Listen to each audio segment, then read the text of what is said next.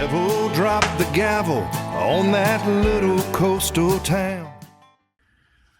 Well, if docuseries are good enough for Netflix, by golly, it is good enough for the Trial Watchers crew. So we're diving in to docuseries, and we have episode 1 entitled Oh My God Becky. That's dropping this Thursday, August the 29th. I am with my fellow OG Trial Watcher, Melissa Gordon, and my wife as well. The point of this docuseries is that we are going to go behind the scenes of different happenings, including everything related to Becky Hill. A little later on, we'll share with you, go behind the curtain of what happened in Nashville with Crime Con and many other different kinds of episodes.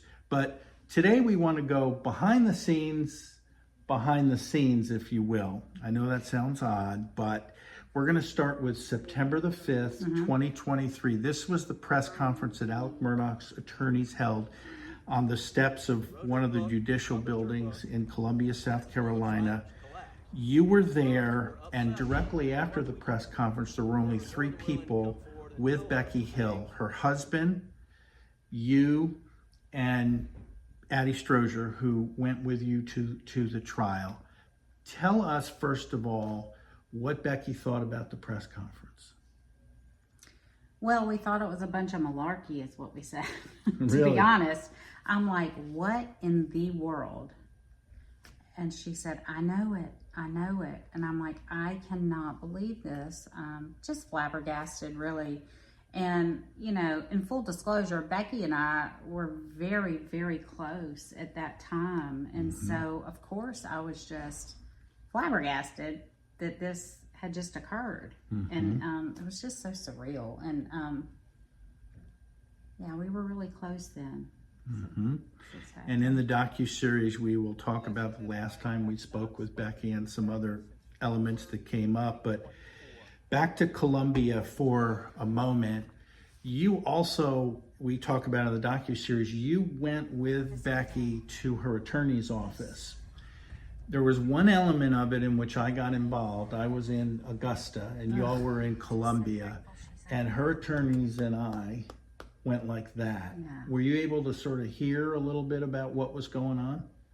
Well, not particularly. Addie and I were in the waiting area, and they were having a private conference, of course, about, I guess, what was going on and a plan or something of that nature, is my guess. Greg was very nice and accommodating. He said we could sit in the waiting area, we could go upstairs, make ourselves at home. We could hear them talking, but not really, you know, much of what they were saying, and we weren't trying to hear, to be honest. So the issue was whether or not Becky should put out a statement. With you, yes. Yeah, yes. and so I went ahead and prepared as if a statement would go out. I wrote up a press release, and in the docuseries, and by the way, just click on the link to sign up to be a Patreon member. All we need is your email, and you'll get the docuseries. But I put the press release together. You'll actually see what I said in the press release, and I used the term kibosh. Their attorneys put the kibosh on it. They didn't want any statement going out, and we had, you called it a power struggle in the docuseries. Well, first you and I, because I was in the moment, she was seeing her attorney, and they were trying to get a game plan on a bigger scale for her.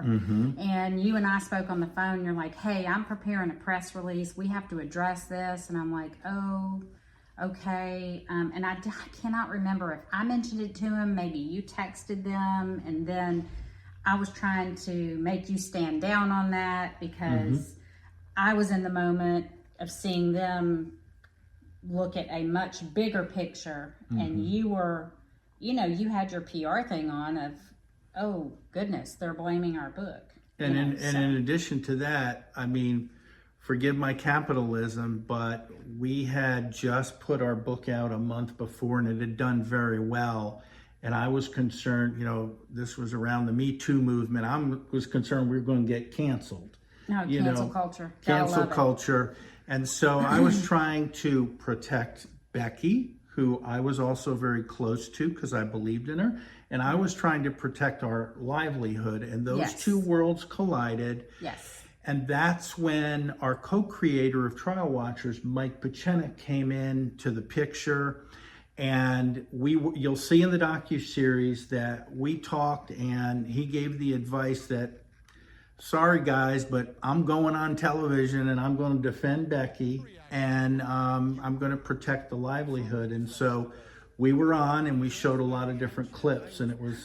We didn't show all the clips because No. I can be kind of spicy. Yeah, that's we left right. out some of my spice We on the phone with him. We did. But nonetheless, I had to respect you though, because you've spent a really long time building your integrity and credibility in our area with what you do, and it's one of the things that made me fall in love with you. Oh, So hey, syrupy. go Oh, my get mushy God. down Really here. good. Hi, I mentioned I need a new rug. Hi, Patreon. All right. Anyway, so yeah, it was spicy. Well, speaking of integrity, just 2 months later, near Christmas, I discovered Becky plagiarized a chapter of our book, and needless to say, Christmas weekend was pretty awful. At least it was for me. What were you feeling when this discovery happened? Well, without going into a lot of feeling, because I'll get criticized for it. It was sad. We were shocked by it, obviously, and we were upset, and didn't know what in the world. And it was almost like just shock, like this cannot be happening. First there was this, and then there's all this scuttle behind the scenes of Ethics allegations against Becky, all this mess, her son. and we're like, whoa, Yeah, what in the world? And I just, that's I right. keep saying it. I never would have thought that we would have been going through it. That's right.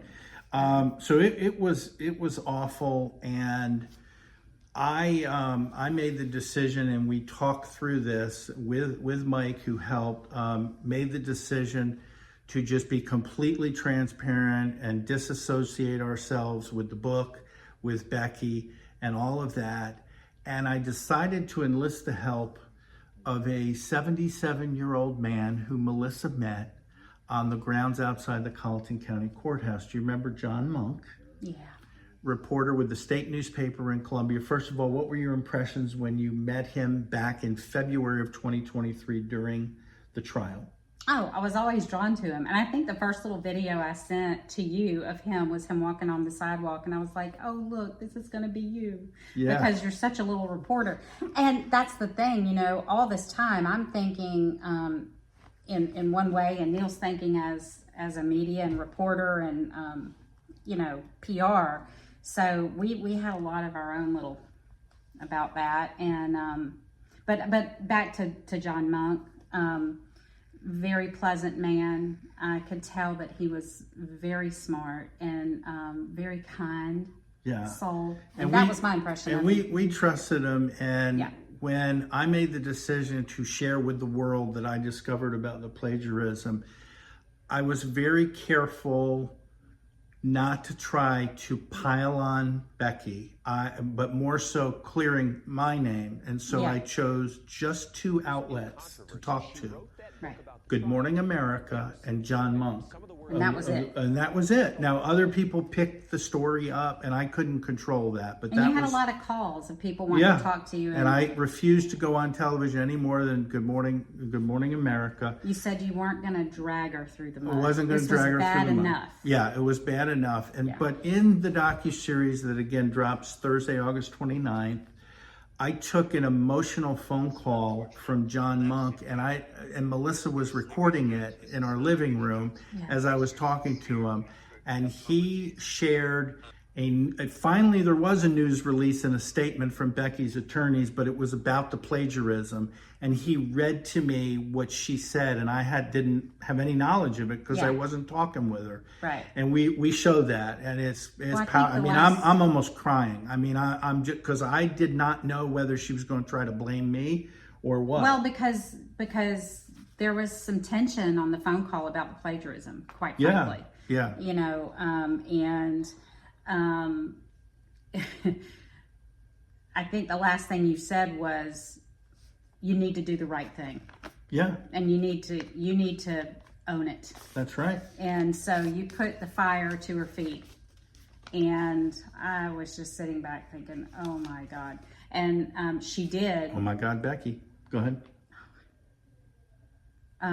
Anyway, so she released the state. She got with her attorney. I guess they figured, well, Neil's just gonna, you know, whatever. And so she got with her attorney and they decided to come up with a statement, but of course didn't give us the courtesy of telling us they were going to give a statement, which is fine, whatever. So you'll see that. The other thing we'll take you behind the scenes of a little bit is Dr. Phil. Because I'm such a big spender, I took Melissa on an all expenses paid trip to beautiful Fort Worth, Texas, airplane, big spending allowance for dinner, lovely hotel, the Hilton that we were put up in. My heart is throbbing. I can't Oh, take it yes. anymore. And chocolates, because it was Valentine's Day. Okay, the truth is, it was all on Dr. Phil's dime. It was. Made me feel so special, by the way. You know what? You didn't even get a card. What was up with that? Dr. Phil had a card, you know. So we want to talk just a little bit behind the scenes about what it was like in terms of the treatment. What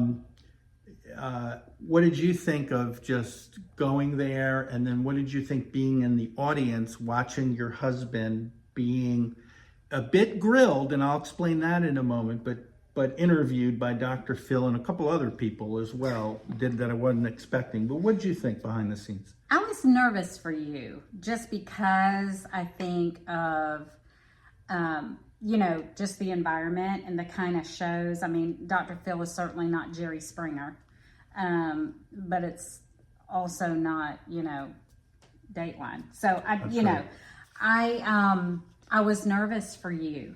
And I just remember sitting in my seat praying a little bit. The lady next to me said, "Are you okay?" And I said, "Yeah." And I said, "That's just my husband." And I told her.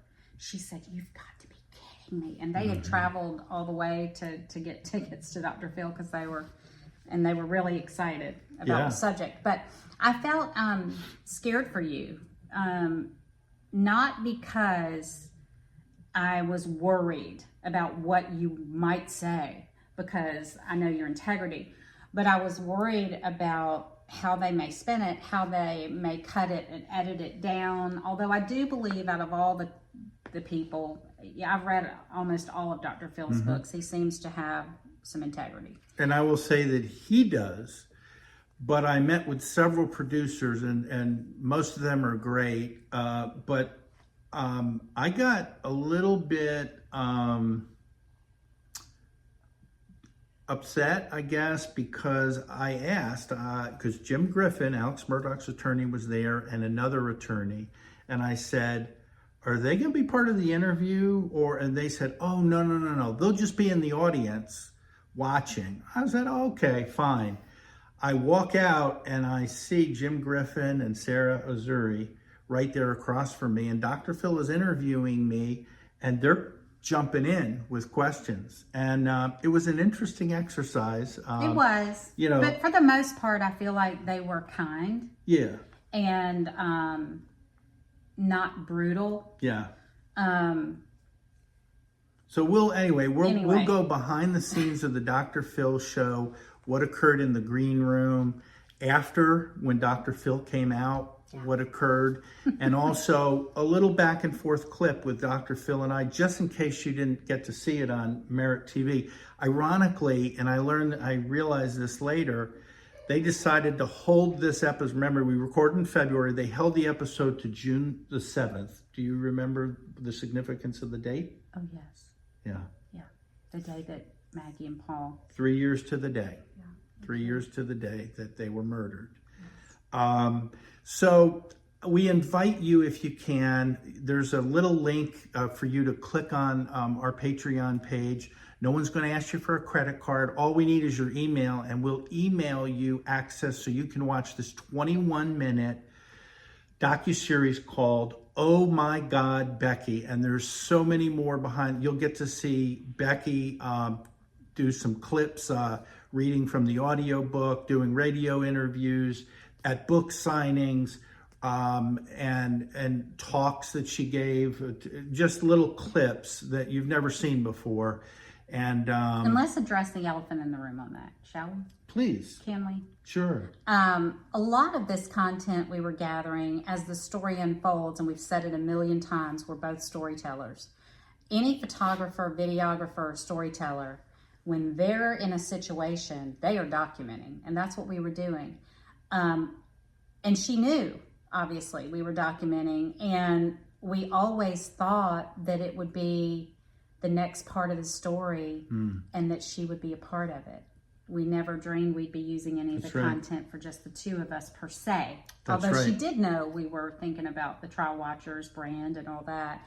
So for those who, I think I've heard some criticism a little bit about, I don't know, people not wanting to rob the bank with us or something like that. But, you know, that's why we have the content. And we still don't want to drag her through the mud, but we are real and we're very authentic and we always will be. And so that's what you're going to get from us. And that's what you'll see Thursday night, August 29th. Again, click, sign up to be a Patreon member. With the OG Trial Watcher, Melissa Gordon, I am Neil Gordon, co-author of Behind the Doors of Justice with Becky Hill and co-author of Trial Watcher's book, available on Amazon with Mike Pachenik. And we hope that you share some comments and feedback. We're always willing to listen. And this is just the beginning of ongoing content that we are sharing with you. And thanks for watching. Thanks for watching. Devil dropped the gavel on that little coastal town.